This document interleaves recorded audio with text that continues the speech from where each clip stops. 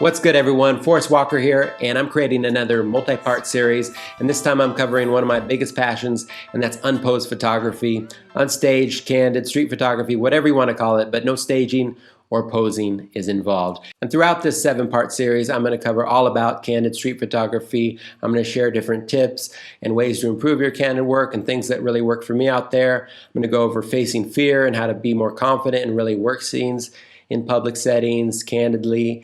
And then also we're going to go over different photos, learning through photos when it comes to candid work. And at the end of this part 1, I will share a little more details about the upcoming parts. But right now, I just want to share a little bit about why I love candid photography to give you an idea of really what we're going to go into. And unposed street photography is one of the things I'm most known for. When I worked on the major city work, that was a primary focus. Every photo had to be completely unposed on stage, never even talking to them beforehand, never interacting at all, so it could be as natural as possible. For me, that was a big focus, and it's really important to me, and I'm going to share more about why that is. But also, I wanted to be able to get as intimate as possible while not losing that candidness. So I didn't want to be far away while I'm taking these photos. I wanted to be able to get as close and inside the action as possible while still being candid, which is a challenge, but it's something that I did get better at, and I'll share some of that. And then also, I wanted to be able to do it in any place, no matter the place or the circumstances. So on the major city work, I covered major cities all around the world, no matter how dangerous it was. I covered those major cities. Even inside the more dangerous cities, I would go to some of the more dangerous places and take photos the same way, really. I would get in there, camera to my eye, and take the photo. But of course, I had to observe my surroundings and work through different challenges when it came to the dangers. But really, being candid was the utmost importance, and I'll be sharing a lot of that through this 7-part series.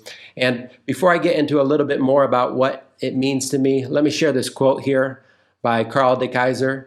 Carl is a Magnum photo photographer. He has a variety of work, a lot of different work to check out. I would definitely recommend. But this quote right here, I saw it actually not that long ago, and it did speak to me. And what he said was, "With my own projects, I never stage anything. Reality provides more powerful images and situations than anything my imagination could come up with. Many elements can prevent an image from being satisfying or surprising. Staging offers security, but usually comes hand in hand with predictability. I do believe that some stories can only be told when you arrange situations, so I don't condemn colleagues who do it, but it's not for me. 20 years ago, this approach was considered fraudulent in documentary photography. Some did it anyway and claimed they hadn't. I believe when you ever stage photographs, you have to be forthright about it. Reality can be a bitch, and I know it feels like the trend is staging and artistic images. This lowers the respect for photographers who still work with reality. Nobody believes you didn't alter reality. I don't care. I still think interacting in an intuitive way with your subject provides more powerful images." And I feel the same way. And I'll never forget early on in my photography career, I always was attracted to photographing life, but my exposure was really limited to more travel, and National Geographic at the time was kind of my pinnacle. I hadn't really been exposed to the work you'll see from someone like a Carl de Keyser. And I remember I was in Tokyo photographing there, and I stopped in a little Leica shop, and they had a Magnum Tokyo photo book in there from the Magnum Photo Agency, photos from Tokyo. And I looked through it, and I was just blown away, and I knew instantly this is what I had always been looking for. It just, I didn't even know the possibilities that photography had, and I loved the interest, the uniqueness, photos that I'd never seen before, that couldn't be recreated, capturing the moments in time. I already had loved photography, but that's when I really became obsessed with it, and I really went all in on this. For me, photography's greatest strength or power is how it can freeze a moment or scene in time that can never be seen again, and that would never have been seen if no one took a photo of it.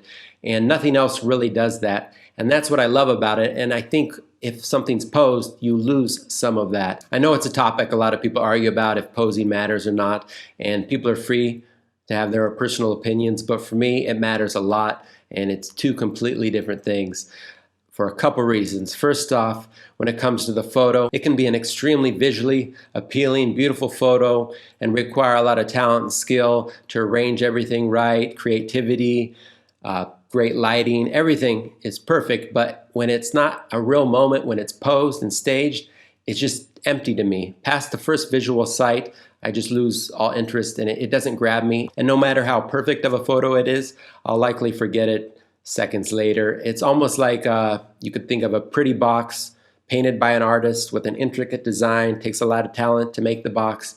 Looks great, but then you open the box and there's nothing inside.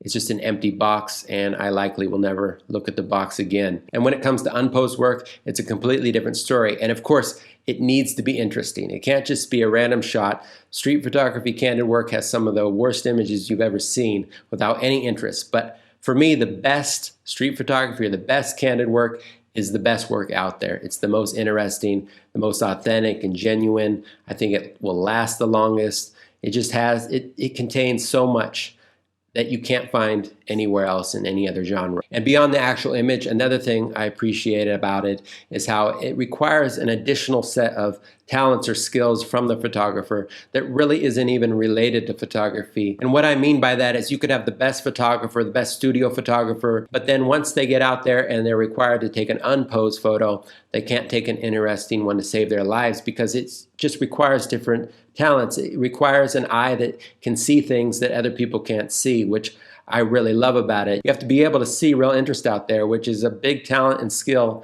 and you have to be able to react quickly. You have to be able to observe everything well, sense things that are going to happen, read body language. It's a whole mix of skills. Be able to get in the mix and get a candid photo out of it. That requires different skills too. There's a lot of different things, and we're going to cover all of that. But when I see a photo that's just a great unposed photo, I also admire the eye of the photographer. Sometimes some of those photos, I'm just like, wow, how did they see that? That's amazing. And how did they make that photo? For me, that is important too. And to be able to take some of the best unposed work, you have to be good at these skills. And in a world where the fake seems to be really in right now, where nothing is faker than reality TV, or you have social media where everyone's trying to create a different image of themselves. It's as far away from reality as possible. And you have people that just accept it, even though they know it's fake, they accept it. But I know a lot of people out there still want to see what's real, and I definitely do. So I appreciate the photographers that still make candid photos, and I do believe that the trends of fake will pass, and those really good unposed photos are the ones that are going to last and be even more appreciated in the future.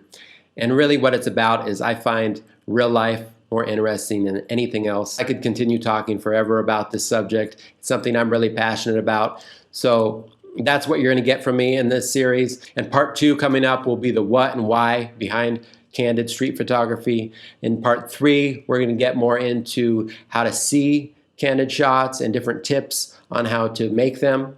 And number 4, we're going to get more into facing your fears and overcoming that, being more confident out there, how to work scenes, get the candid photos without problems. Number 5, we're going to get more into learning from photos. Number 5, we'll be going over a selection of my photos where I can share different insights behind the photos and how I got them candidly like that. And then in part 6, we'll learn from some of the photos from some of the masters of unposed photography. And then we'll finish off in part 7 where I share some of my feelings about where candid photography is going, since the world is changing, and it's definitely changing with how it feels about candid photography. But we're going to get all into that at the end here.